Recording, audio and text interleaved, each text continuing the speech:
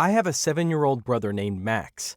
Our parents both work all the time, so I usually have to watch him when I get home from school. He's a good kid, but he's getting obsessed with video games. I didn't want my brother to grow up to be one of those loser gamers, so I decided to scare him away from video games, at least for a while. Like a lot of 7-year-olds, he was afraid of pretty much everything. One time, he walked into the living room while I was watching one of the Scream movies, and he cried for an hour. It took him a full week to go back into the room without crying. My plan was to let Max play a scary game. He'd freak out and then stop playing games altogether. I had to pick something scary, but not too scary. I didn't want to scar him for life. I eventually downloaded Granny 2 on my phone and asked if he wanted to try a new game. He jumped at the chance. I handed him my phone and explained the rules, trying to make the game sound as scary as possible. "Wherever you go," I told him, "you can't make a noise, or Granny will find you." Right away, he looked nervous. He sat on the couch, and I watched him stare into my phone, concentrating as hard as he could. This lasted for about 2 minutes, before something in the game scared him so badly that he threw my phone onto the carpet and ran into his room. I knew my plan had worked. That night, Max didn't say a word at dinner. Mom asked me if something had happened, and I just told her, "I think he's growing out of his video game phase." The next morning, Max seemed to be back to his normal, energetic self. He was still loud and annoying, but at least he wasn't interested in playing games anymore. Honestly, I forgot about the whole thing for about a week. Then one night, Max ran into my room and dove onto my bed before I even woke up. He repeated my name over and over until I opened my eyes and asked him what he wanted. He said that Granny was real. She was outside the house looking for him. Perhaps my plan had backfired. I explained that there was no such thing as Granny. She was a fictional character. But he wouldn't leave me alone until I walked downstairs with him and saw for myself. He basically dragged me into the living room and pointed to the front window. I looked out into our yard, but I didn't see anybody. "She was right there," Max said. "You have to believe me." I walked him back to his bedroom and told him to go to sleep. He started to argue with me, so I gave him my big sister glare and he shut up. Then the next night, Max did the exact same thing. He ran into my room in the middle of the night and said that Granny had broken into the house and was standing in our kitchen. I had to walk him downstairs and show him that the kitchen was empty. The night after that, I had my boyfriend Trent over to watch movies. Once again, our parents were both out of the house. Max was upstairs in his bed, but I warned Trent beforehand that my brother might run into the room and make up some story about a killer grandma. Trent laughed about it, but when Max did exactly what I said, I could tell that Trent was annoyed. I really didn't want to embarrass myself in front of my boyfriend, so I ordered Max to go back to his room. His eyes got really big and he whispered, But Granny is in my room now. She's just standing there." "I don't care," I told him. "Go back in there and pretend she's gone. Don't be a baby." His eyes started to tear up, but he did as I said. He turned around and trudged back into his room, but before he opened the door, he looked over his shoulder and asked, "You promise she won't get me?" "I promise. She's not really there." He walked into his room like a prisoner walking to the electric chair. I waited until he closed the door, and then I sat back down next to Trent. "No offense," he said, "but your little brother's kind of creepy." I didn't say anything. Then about 5 minutes later, I heard a loud knock on our door. I had no idea who it could be. I opened the door and saw a nervous-looking man in glasses. I'd never seen him before. "Hello?" he said. "Are your parents home?" "Yes," I lied. "Who are you?" He introduced himself as Dr. Roberts. He was the director of a private medical center not too far away. He asked if anything strange had happened lately. "No," I said. "Why?" He explained that one of his patients had been sneaking out for the last few nights. She was an older woman who had been in the facility for decades. "What does that have to do with me?" I asked. Dr. Roberts said, "The patient used to live in this house. I thought I'd warn you in case she comes back. But you haven't seen her, right?" I asked him what she looked like. He described an old woman wearing a white hospital gown. The woman he described sounded a lot like Granny. My heart started to race. Max had been telling me the truth after all. He had seen an old woman wandering around. She was real and probably sick.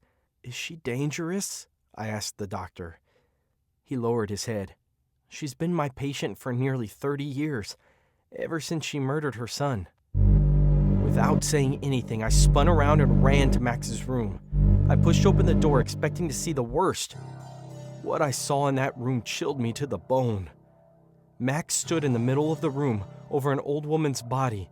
She was bleeding out of her ear. A baseball bat sat next to her. Max turned to me and said, "You were wrong. Granny attacked me, but I stopped her." I ran to him and gave him a big hug. "It'll be okay." Dr. Roberts ran into the room and found his patient lying on the floor. He looked horrified and heartbroken as he called 911. It's been a few months since this happened.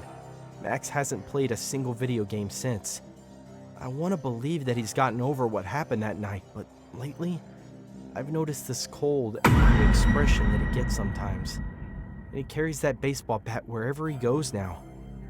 I don't think he'll ever be the same.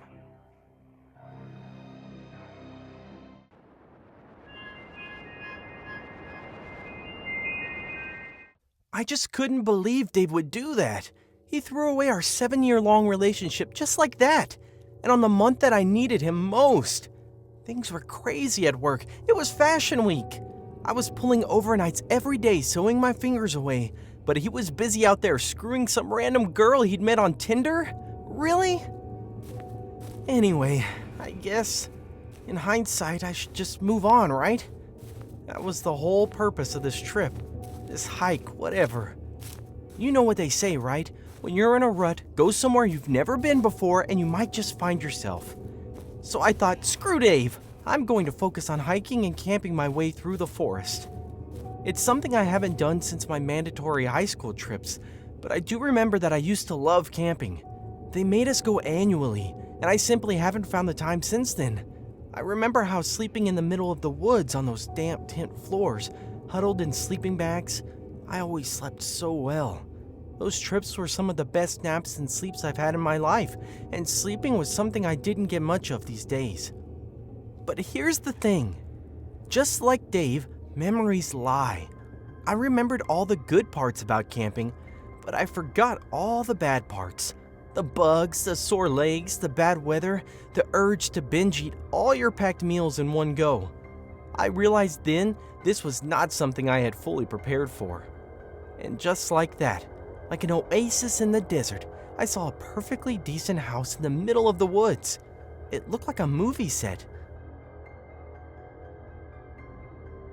Erected in the middle of nowhere, USA, and it looked well maintained. I guess somebody must love their privacy, huh? Well, these days, you wouldn't hold it against them. Curiosity got the best of me, and I decided to take a peek inside the window. But immediately, I was startled by a face staring back. I realized it was a grandmother, smiling at me innocently. Like a thief that had been caught, I was going to hurry and get the hell out of there. But she came to her front door and called out to me. "Dear? Sorry, did I startle you?" I stood there perplexed. It was just a grandmother, right? Albeit a fairy tale-like one. Strange. But yeah, it was just a frail old granny. It's okay. I shouldn't have peeked into your home like that. Oh, no worries. I shouldn't have been looking out the window like that. But my vision's bad and I just had to see who it was at my window. She snorted and laughed and old folks laughed. Yeah, sorry. Say, dear, I'm trying to get my sewing machine started. There's a hole on my curtain that needs fixing. You don't happen to know how to do that, do you? Just my luck, I thought. Granny needs help with a sewing machine and, her house looks warm enough. Maybe she'll treat me to a nice home-cooked granny meal after, right? Actually, I'm a professional tailor. If you show me what it is you need done, I'll just do it for you. Or I could just show you how to use the sewing machine, any way you prefer. Oh, how wonderful, dear, Granny beamed. Come inside, let me show you. She looked so innocent, frail, warm and welcoming compared to the cold, damp woods outside. And so I just followed her, like a lamb to slaughter. Once I was done sewing her curtains and tablecloth, Granny was ready with a nice hearty meal for me to dig into. It was really nice. I hadn't been home for a while, and home-cooked meals just sat right in the stomach. While we ate, she talked about her life. Granny used to live here with her husband and daughter. Sadly, both of them have passed away. Her daughter's husband and her daughter, Granny's granddaughter, lived in the city, in a nice home by a nice park.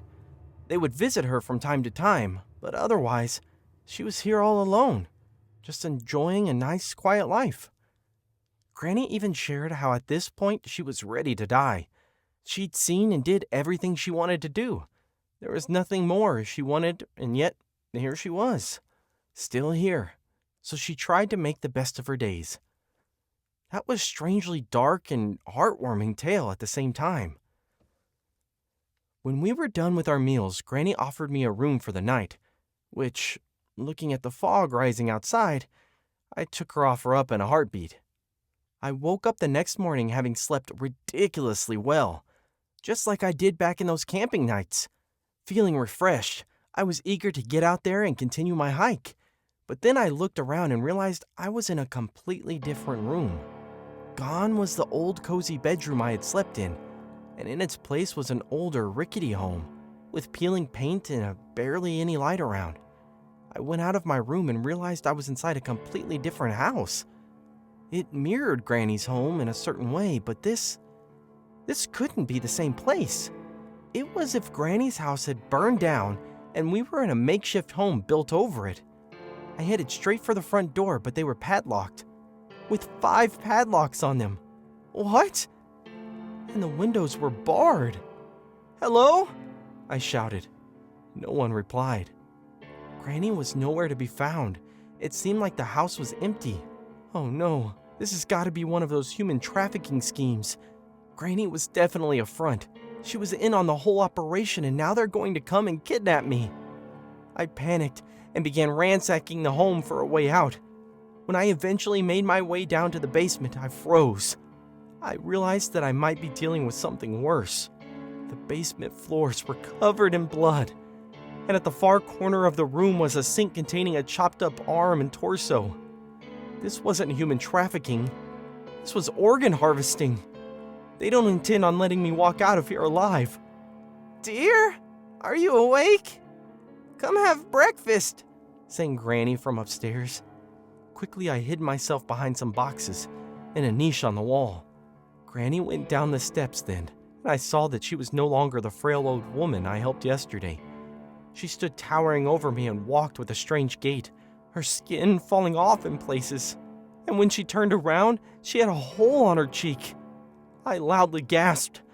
I couldn't believe my eyes. She was living dead. "There you are, dear," she said with an eerie smile plastered across her face. Before I had a chance to react, Granny had rammed her body through the boxes and pinned me to the wall. My reflexes had caught her wrist just in time, keeping away the kitchen knife she held. I was so scared of how she looked that I hadn't even registered the knife. Disgusting, rotting flesh all around. I realized then that despite everything, she was living dead. I had the upper hand. I had living muscles. With all my might, I pushed her off, took the knife, and with one slice slit her throat, and went running up the stairs.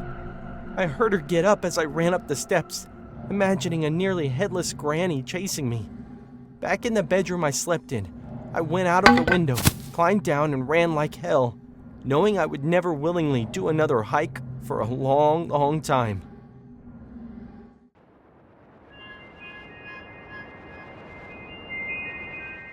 I was alone on the bus, playing Granny 3 on my phone. I didn't normally ride the bus, especially at nights, but my car was in the shop and I didn't want to spend money on an Uber. Out of nowhere, a woman with long dark hair sat next to me. I didn't even notice her get on the bus.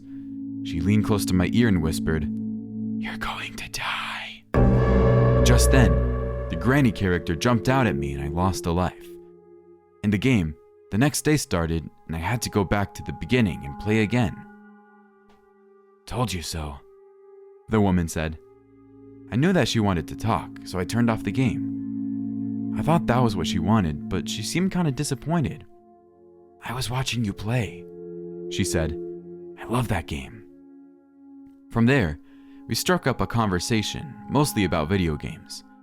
She said her name was Valerie. I was surprised that a girl as pretty as her would play the same kind of mobile horror games that I did. She seemed to know her stuff too. It didn't take long for us to really hit it off. I built up the courage to ask her for her number. She took out a scrap of paper which seemed really old school and wrote down an address, not a phone number. "This is where I live," she said. "Come here Saturday at 10 p.m. Me and my friends are having a granny tournament. You should come." I agreed, of course. I'd be crazy to turn on a date with someone like her, even if there'd be other people there, and even if granny seemed like a weird game for a tournament. It wasn't the kind of game that you could play against a bunch of people at the same time. I didn't think about any of that though. I just finished off the work week, picked a nice outfit, and went to her place on Saturday. Thankfully, my car was fixed now, so I drove myself. But when I got to the place, I realized that there might have been a mistake. This house was old and condemned. It even had a sign out front telling people to stay away. This couldn't possibly be her house, but there were a few other cars there, so maybe it was the right place. I went through the creaky old gates, and Valerie stepped out of the darkness to greet me. She asked if I was ready to play. "Sure," I said. "Where are all the others?" "Oh, they already played," she answered. "They lost. You're the last one." "Okay," I said. It was a little creepy, but I wasn't upset that it would just be the two of us. In fact, I preferred that. She walked past me and then locked the gates. She waved the key at me. "This is your ticket to safety. Give me 2 minutes to hide it, and then we can play." Then she ran off. I looked around and realized that she had planned something much more elaborate than I had realized. She didn't just want to play Granny. She wanted to play Granny in real life, with a big spooky house. She probably had little puzzles hidden around the property. Honestly, it seemed really cool. But then, I realized that something was off. If this was the game, then who was Granny? Was it some actor in a costume? And if so, what would Granny do if she caught me? Valerie said that other people had already played the game and lost, but if their cars were still there, then what happened to them? From the distance, Valerie shouted, "Ready!" I checked the lock to make sure it was real. It was. The metal fence around the property had spikes all along the top. I couldn't climb over. That meant that the only thing I could do was play along and hope that this wasn't dangerous. I figured the best place to start was probably at the back of the house, where Valerie had gone. I started in that direction, passing the house's wide open front door. I thought I saw a shape moving inside, but when I looked, no one was there. I looked around the backyard for a bit, but I couldn't find anything. Then I heard a bam. The back door had swung open. I looked up and no one was there. I guess I'd have to look inside now. I walked into the dark house, which didn't have the same layout as the game, but still felt like a real-world version of the game. It was just as creepy. The floorboards creaked under me. I walked through the living room and into the kitchen when I saw a flash of white disappear around the corner. I walked closer and peered around the edge, and there, in the center of the room, was a tall figure in a white nightdress and an old lady mask. This was Valerie's version of Granny. I ran. I made it back to the living room and out the front door. But then, I saw another figure, this one in an old man mask. It was Grandpa, another character from the game. I raced back inside and then ran up the stairs. I know some gamers would find this fun, but I hated it. It felt too real. I looked into each room to see if there was an escape. They were all empty, thankfully. Behind me, I could hear slow footsteps coming up the stairs. I dove into one of the rooms and looked out of the window to see if I could climb out. Luckily, this room was directly over the front porch. I could climb out the window, slide down the sloping roof, and hop onto the ground. I was halfway through the window when I noticed something sticking out of the closet. It was a hand. I knew I didn't have any time, but I had to check it out. I climbed back inside and opened the closet door. There, stashed in this small space like luggage, were 3 bodies. These were the other players of Valerie's sick game. I I did not want the same thing to happen to me. I ran back to the window just as Granny had stumbled into the room. She walked closer and closer. I climbed all the way through the window, but Granny grabbed me and tried to pull me back in. The tiles of the roof dug into my stomach as I struggled to push her off me. She wouldn't let go. I reached up to her mask because it was the only thing I could grab onto, and I pulled. The mask came off, revealing that Valerie was wearing the costume. She looked at me with pure hate and then pulled out a knife. She slammed it through my hand, all the way through, pinning it against the windowsill. I never felt such pain. I didn't have anything to lose, so I used my free hand to grab Valerie's dress and pull. In less than a second, she'd fallen through the window and over the edge. Her body slid down the roof, head first, and she landed with a crunch. I looked down and saw her dead on the ground. Her neck was twisted, and the granny mask had landed just a few feet away from her body. I saw Grandpa stand in the distance, staring at me. Then he took off his mask, revealing the face of a guy about our age. I didn't recognize him, but he had similar features to Valerie, like they were siblings. He ran over to her dead body and sobbed. Then he pointed straight at me and said, "Wait right there." He walked inside. I didn't know what to do. My hand was still pinned to the window. I'd killed one of the psychos, but the other one was still coming. I grabbed the hilt of the knife and tried to pull. The pain in my skewered hand was unbearable, but with a loud, horrible pop, I pulled the knife loose. Just in time for the man dressed as Grandpa to reach me. "Wait!" he screamed, but I didn't. I slid down the roof, sat on the edge, and then hopped onto the ground. Then I ran back toward the front gate. With my one good hand, I tried to figure out how to open the lock. It still wouldn't budge. I knew that Grandpa was still coming, and I didn't have the energy to fight him. From the house, he kept calling, "Wait! Wait!" Eventually, I just gave up. There was no way out of this. I just stood by the gate, accepted my fate, and waited for Grandpa to come back and kill me. When the man reached me, he pulled out a set of keys and unlocked the gate. "You're letting me go?" I asked. "Of course," he said. "You won. You killed Granny." This wasn't how you played the game, but I didn't argue. I raced out of there and dove straight to the hospital. While they were fixing my hand, I told the police everything that happened to me.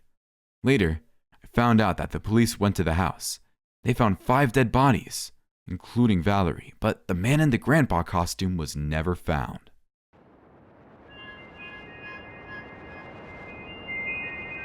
There was absolutely nothing wrong with our apartment.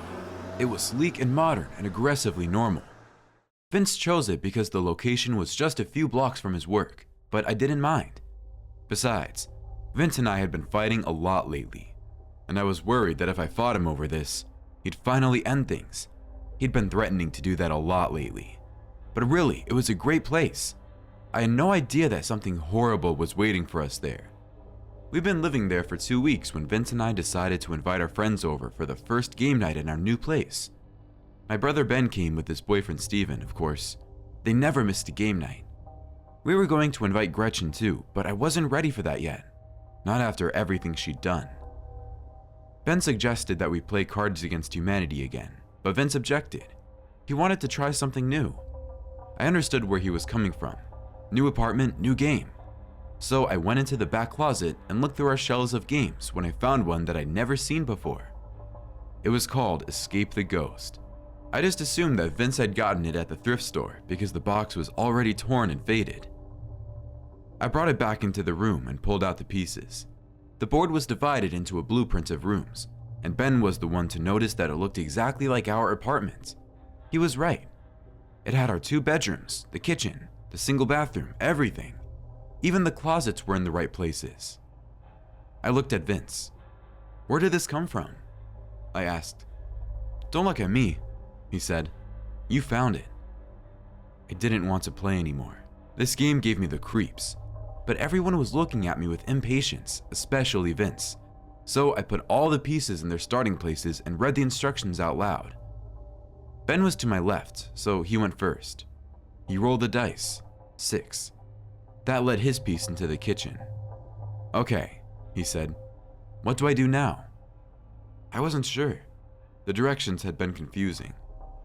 All it said was that we had to make it back to the starting point without being stopped by the ghost.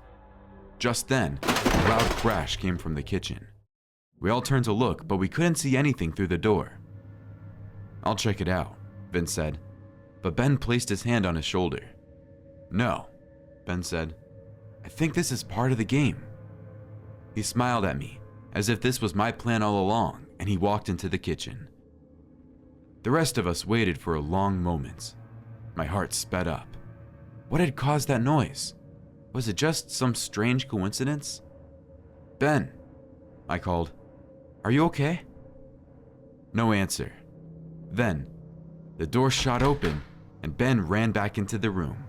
He was still smiling. "No ghosts," he said. "I guess Steven is next." Steven looked at me. His expression showed that he was as creeped out as I was. He took a deep breath and rolled the dice. 4. That led his piece into the bedroom. Again, there was a loud crash coming from that room. "This game is awesome," Ben shouted. I didn't know what to say. The whole thing felt very, very wrong. Both Ben and Vince pushed Steven out of his seat, urging him to walk into the room. "Good luck," Vince said. "I hope you don't find any ghosts." Steven looked at me. His eyes were pleading. He wanted me to put a stop to this game. I almost did, but Vince glared at me, warning me to stay quiet. I just shrugged. Slowly, Steven trudged across the living room and slowly pushed open the bedroom door. "Hello?" he called. "You have to go in, babe," Ben said. Steven gulped loud enough for us to hear and disappeared into the room. After a long moment of silence, he came back out. Sweat was dripping down his forehead, but he was okay. No ghost. Then it was my turn. I looked at Vince, who just stared at me, waiting. With a shaky hand, I reached for the dice and rolled. 5. I moved my piece into the hall closet. Another loud thud echoed the walls, and I knew exactly where it was coming from. The closet. "I don't want to play anymore," I said.